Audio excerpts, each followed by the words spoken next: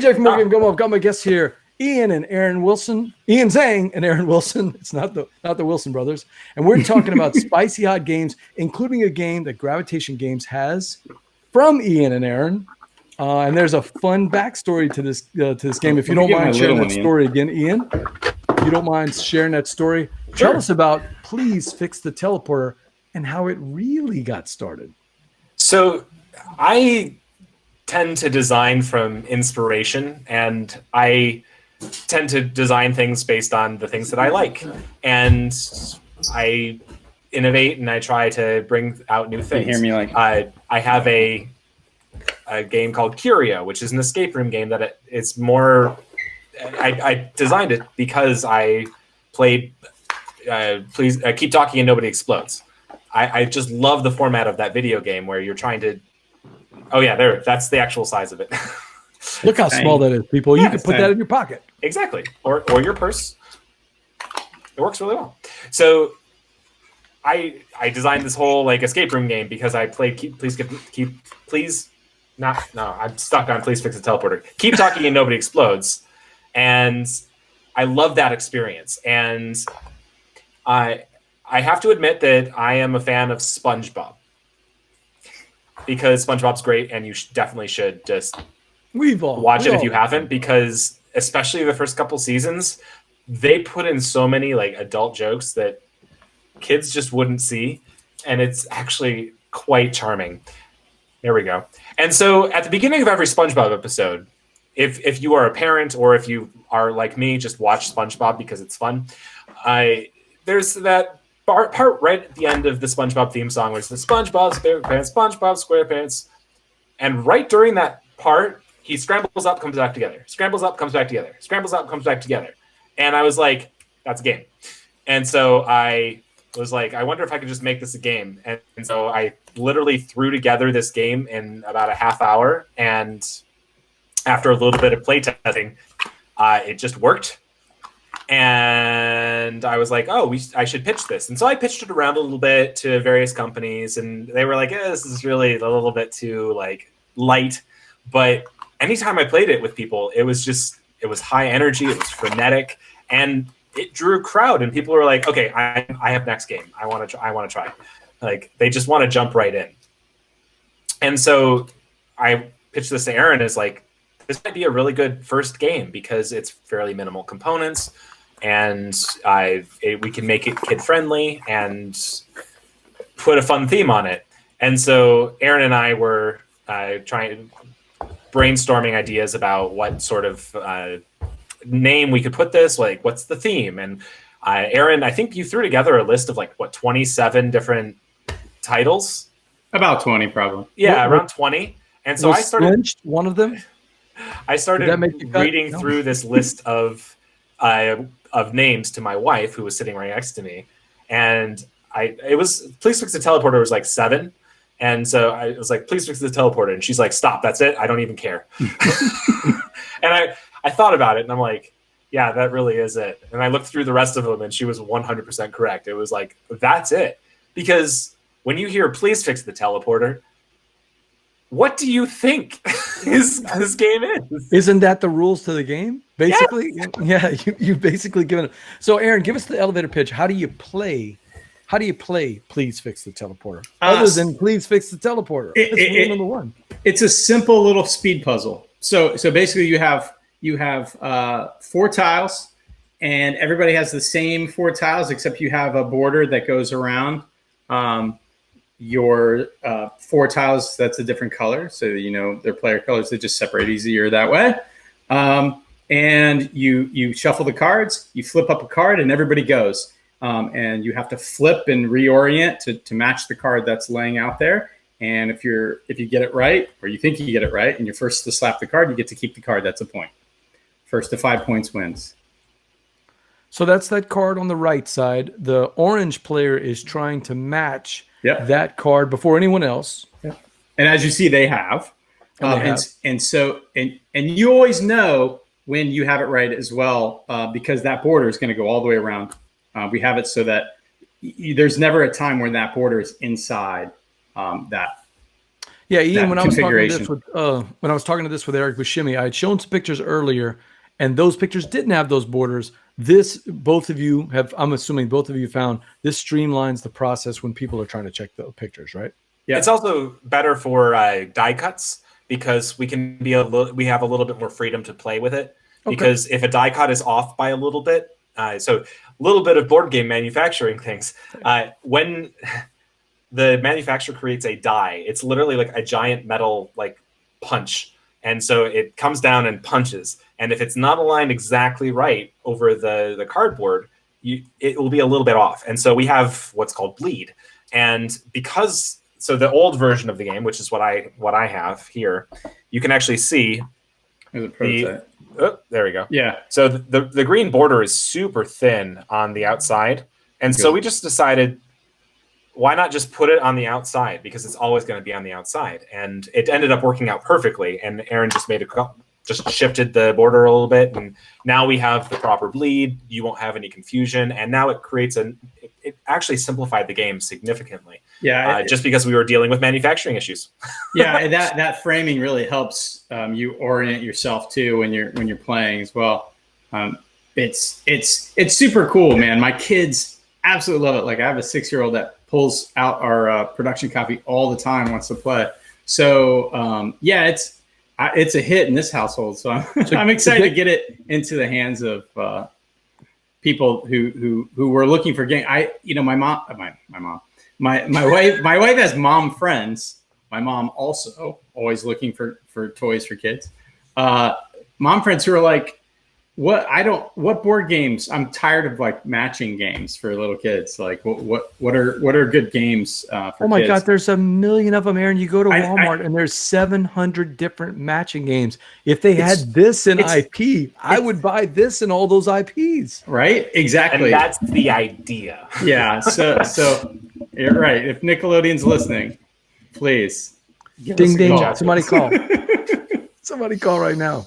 I mean, literally, this was a SpongeBob game, and I was just like, let's make it that we can't. I don't want to deal with IPs right now. This is our first game. Let's get past this first game. Let's get the manufacturing process streamlined.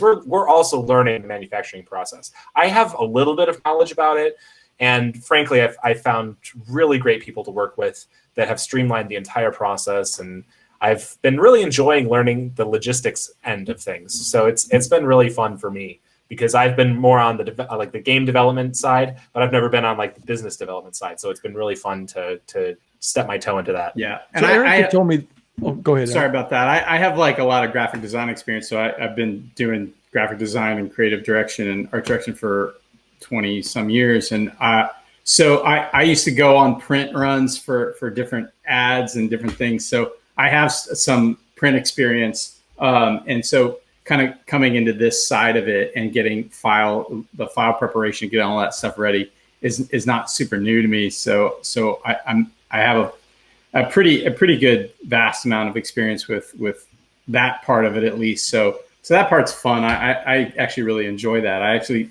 was pretty involved helping Deepwater, getting the Kickstarter ready for Sovereign Skies, and then getting all those files prepared.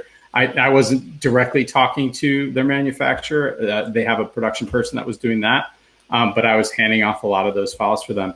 And so really, I was came into this really aware of what I needed to do, and it's been a really smooth process for us so far. So surprisingly, I know. Fingers crossed that we can that we won't have any hiccups getting this first batch into the warehouse. So Eric Buscemi had told me that this was a game that he and his family enjoyed just playing in the restaurant because the table presence is strong, but not large. It doesn't take up a lot of space. So you can play that.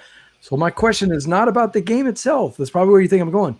Is that going to be the direction for Gravitation games? Are you looking for those oink size or a little bit bigger size games that you can throw onto a dinner table, or how many times have we been sitting at a convention and you're just waiting for the doors to open, right? You'd plop out like this. Yes. So far, yes. So the next game that we have coming out soon is from Heather O'Neill and Chris O'Neill. They designed a party game, and so we're doing a speed little thing, and our next game will be a party game. Okay. And I've played this game around a campfire. You do not even need space. You just need cards to hold in your hand. It's just like a deck of it's better if you have the other components to go along with it, but like it works by sitting around the campfire around this deck of cards, and that's it. And we have not laughed as hard at this game than any. It's one of my favorite party games. I played it at Unpub 3 years ago, I think, and we started with a group of like 6 people playing this game, and we played this game for 4 hours. Ooh. 4 hours at Unpub. Like, yeah. Ours is not going to be a 4-hour version of the game, but you can. That wasn't one game though. It was. Right? Oh wow. Okay, wow. Again, it's a part. It doesn't have like very like strict, like, and it's kind of like that apples to apples, where it's like there are rules to end the game, but there's nothing saying that you can't keep going. I was just thinking of a new tagline though. Gravitation Games. Our games last from 2 minutes to 4 hours. That's true. You know? We have a. That's what it is. So is it available? Can people pick it up? Verla's been posting in the chat crew the link to it, and also a link to a PNP. You can actually play it right now if you have a printer at home. We do have a free print and play that you can grab. It has a single copy of the tiles that you can print and paste on chipboard or what have you, and also a couple cards to get you going. We also have a little contest where you can win a copy of the game. Hey. So yeah, look at that. So if you go to our website, gravitation.games/please fix it, you can see it in the chat of this thing here, right there. There's a link to download the PNP, and also there is a contest rules at the bottom where you have to film yourself playing this game and trying to beat my score. We have a solo way to play this. It's actually speed runnable. I call this the first official speed run board game. So those 5 stars to get it under 30 seconds is like impossible. And Ian sat there for how long, Ian, on your stream? Until you hit 28 seconds, and it was like flipping out. It's like 2 hours of just him doing this over and over. Yeah. I had to prove that it is doable. I knew it was doable. Average because I got into a certain point. First play for an average board game, and where are they going to come around? In a solo play. A solo play. 2 stars. 2 stars. I would say an average player. Like if you're just learning, you might get a minute. A minute 30.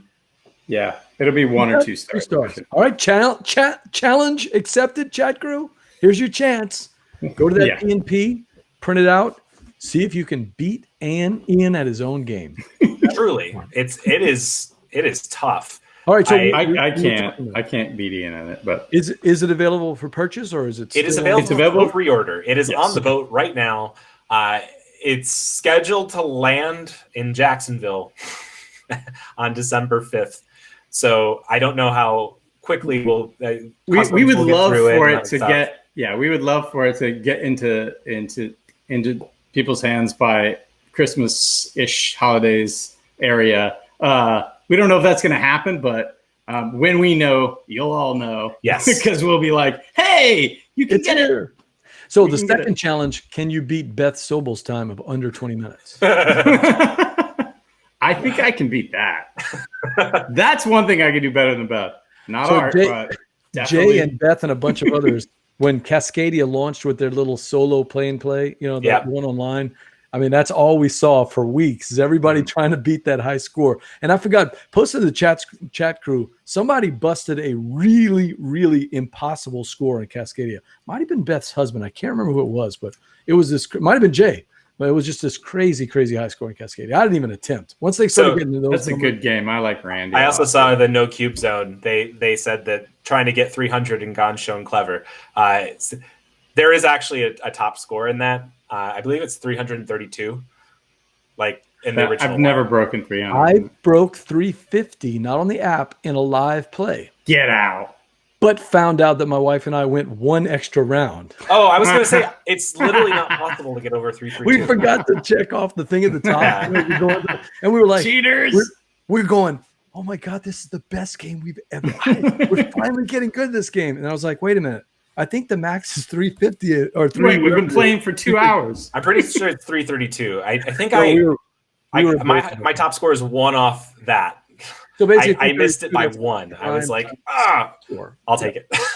I got really addicted to that after a while. Please fix the teleporter from Gravitation Games. It's on the boat, getting to Jacksonville. Hopefully will be available for Christmas. This is the perfect gift for the stocking stuffers, for all the nieces and nephews, all the little Christmas gifts, if you're looking for it.